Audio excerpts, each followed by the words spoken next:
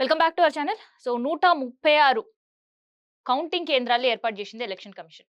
ఎన్నికలు చాలా పకడ్బందీగా నిర్వహించడం అండ్ కౌంటింగ్ కూడా చాలా శాంతియుతంగా చేస్తామన్నారు. సరే డన్ ఓకే. కానీ కరీంనగర్‌లో జరిగిన ఘటన వింటే అసలు ఎలక్షన్ కమిషన్ పనిచేస్తుందా అని మీకు అనిపిస్తది.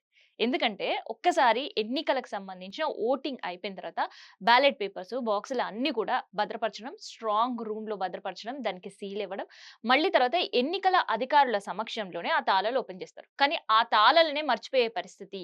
ఆ కీ ఓపెన్ చేసే కీయే కరీంనగర్, హుజూరాబాద్ స్ట్రాంగ్ రూమ్‌లో సంబంధించిన కీ మిస్సింగ్.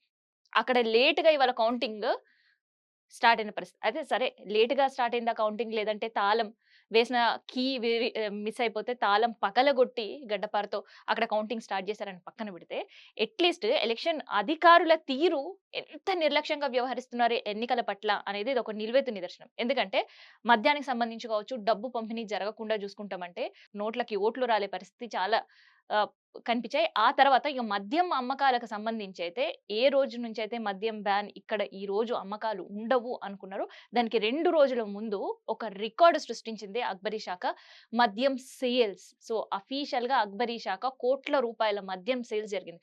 సో, అసలుకు ఆ నెల మొత్తంలో కూడా ఆ 2 రోజులు జరగంది. కేవలం ఎన్నికల కోడ్‌కి ఒక్క 2 రోజుల ముందే మద్యం అంతగా సేల్ జరిగిందంటే కొనుగోలు జరిగిన మద్యం అంతా ఎక్కడ పోయింది?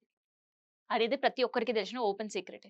సో, ఇట్లాంటి సిట్యుయేషన్‌లో ఒక స్ట్రాంగ్ రూమ్ తాళాలు పోగొట్టి, అధికారుల సమక్షంలో తాళం పగలగొట్టి, బ్యాలెట్ బాక్సులను బయటికి తీసుకొచ్చిన పరిస్థితి. సో, ఇట్లుందనమాట ఎలక్షన్ కమిషన్ అధికారుల నిర్లక్ష్యం తీరు.